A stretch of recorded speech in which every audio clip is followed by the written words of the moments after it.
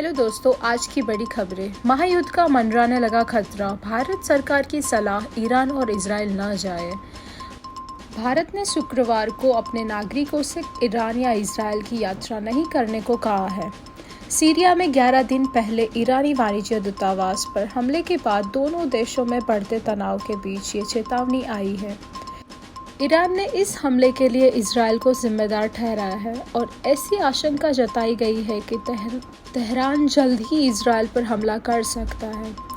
विदेश मंत्रालय ने एक परामर्श में ईरान और इजराइल में रहने वाले भारतीयों को सलाह दी है कि अपनी सुरक्षा के बारे में अत्यधिक सतर्कता बरतें और अपनी गतिविधियां कम से कम रखें। ईरान और इजराइल के बीच संभावित युद्ध के खतरे को देखते हुए यूरोप जाने वाली एयर इंडिया की फ्लाइट्स ईरानी हवाई क्षेत्र से होकर नहीं गुजरेगी।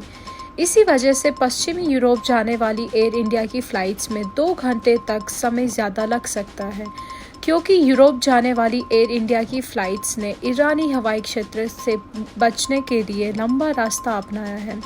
ये जानकारी सूत्रों के हवाले से सामने आई है। खबर ये भी है कि एयर इंडिया को एयरक्राफ्ट में ज़्यादा ईंधन लोड करना होगा। हालांकि अब तक फ्लाइट्स के किराए में बढ़ोतरी नहीं की गई है। नागरिकों को ईरान इजराइल क्षेत्र में न जाने की सलाह। कश्मीर पर पाक का साथ देने वाले तुर्की को भारत ने दिया झटका, निकाल दी सारी हेकड़ी। कश्मीर समेत तमाम मुद्दों पर पाकिस्तान जैसे देशों का साथ देने वाले तुर्की को भारत ने कड़ा सबक सिखाया है। रक्षा मंत्रालय ने भारतीय नौसेना के जहाज़ों के लिए काम कर रही तुर्की की कंपनियों के साथ करार को खत्म कर दिया है। इससे तुर्की को बड़ा आर्थिक नुकसान झेलना पड़ा है, जिससे उसकी सारी हेकड़ी निकल गई है। जहाज़ों के बेड़ों को अब पूरी तरह भारत में ही बनाया जाएगा और इसका ठेका हिंदुस्तान शिपयार्ड लिमिटेड को दिया गया है। 5 फ्लीट सपोर्ट जहाज़ों में से पहले का स्टील कटिंग समारोह रक्षा सचिव गिरिधर अरमाने की उपस्थिति में विशाखापट्टनम में आयोजित किया गया था।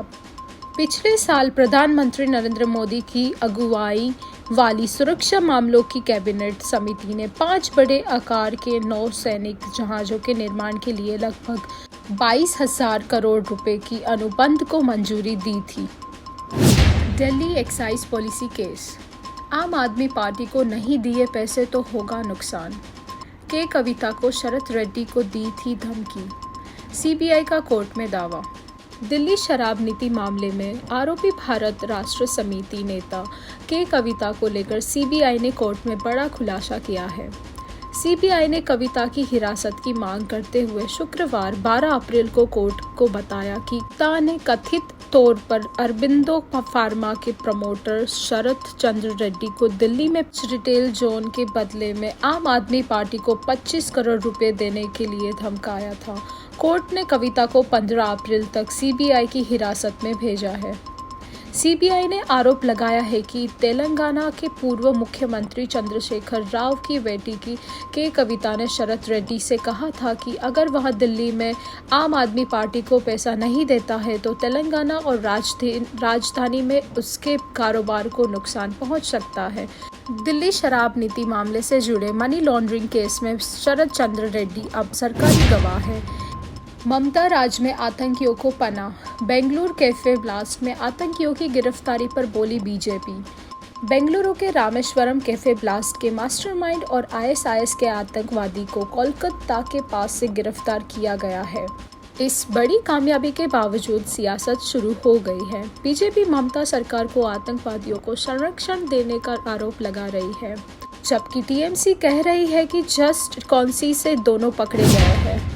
कंगना ने फिर बोला विक्रमादित्य पर हमला, कांग्रेस नेता ने दिया जवाब। देश में चर्चा का विषय बनी हिमाचल प्रदेश की मंडी लोकसभा सीट पर भाजपा ने बॉलीवुड एक्ट्रेस कंगना रनौत को उतारा है। हिमाचल में पहली बार कोई सेलिब्रिटी चुनाव में किस्मत आजमा रही है। कांग्रेस ने इस सीट पर अभी अपना उम्मीदवार घोषित नहीं किया है। कैबिनेट मंत्री विक्रमादित्य सिंह को कांग्रेस यहां से अपना उम्मीदवार बना सकती है। कंगना और विक्रमादित्य के बीच जुबानी जंग तेज हो गई है और दोनों एक दूसरे पर आरोप प्रत्यारोप लगाने से नहीं चूक रहे हैं। कंगना जहां चुनावी जनसभाओं में विक्रमादित्य सिंह पर तीखे हमले करते हुए तंज कस रही है, तो विक्रमादित्य सिंह मीडिया व वीडियो संदेश के जरिए कंगना रनौत पर पलटा वार कर रहे हैं। बॉक्स ऑफिस पर इन दिनों कई फिल्में धमाल मचा रही है। ये सभी फिल्म दर्शकों का भरपूर मनोरंजन करा रही है। इन दिनों सिनेमा घरों में बड़े मियाँ छोटे मियाँ, मैदान, क्रू और गॉडजिला एक्स कॉन्ग दर्शकों को मनोरंजन कर रही है। ईद के मौके पर एक्शन से भरपूर फिल्म बड़े मियाँ छोटे मियाँ सिनेमा घरों में रिलीज हुई। ये फिल्म खूब धमाल मचा रही है। वीकेंड पर दर्शकों ने भी अपनी मौजूदगी से थिएटर्स में चार चांद लगाए। वीकेंड पर सिनेमा घरों में अच्छी खासी भीड़ इकट्ठा होती है। ये सभी फिल्में एक दूसरे को कड़ी टक्कर दे रहे हैं। हार्दिक पांड्या के खिलाफ हो रही हूटिंग पर छलका केविन पीटरसन का दर्द। बोले वो खुश नहीं है, दिखाने की कोशिश कर रहा है। IPL 2024 की शुरुआत से ही हार्दिक पांड्या के खिलाफ लगातार हूटिंग हो रही है। मुंबई इंडियंस की टीम जिस मैदान पर मैच खेलने जा रही है, वहां कप्तान के खिलाफ फैंस ऐसा बर्ताव कर रहे हैं। यहां तक कि वानखेड़े स्टेडियम पर भी उन्हें फैंस का सपोर्ट नहीं मिला, जहां से उन्होंने अपने करियर की शुरुआत की थी। रोहित शर्मा को विराट कोहली जैसे दिग्गज खिलाड़ियों ने भी फैंस से हार्दिक पांड्या के खिलाफ हूटिंग न करने की अपील की थी, मगर फिर भी फैंस का उनके खिलाफ गुस्सा कम नहीं हुआ। जब रविवार 14 अप्रैल को मुंबई इंडियंस का सामना उनके सबसे बड़े राइवल चेन्नई सुपर किंग्स से हुआ, तो उस मैच में भी फैंस ने हार्दिक पांड्या को नहीं बख्शा। हार्दिक पांड्या के खिलाफ लगातार हो रही इस हूटिंग को लेकर अब पूर्व इंग्लिश कप्तान केविन पीटरसन का बयान सामने आया है। उनका कहना है कि हार्दिक ने ये दिखाने की कोशिश कर रहे हैं कि उन्हें इससे फर्क नहीं पड़ रहा है, मगर वह अंदर से दुखी है।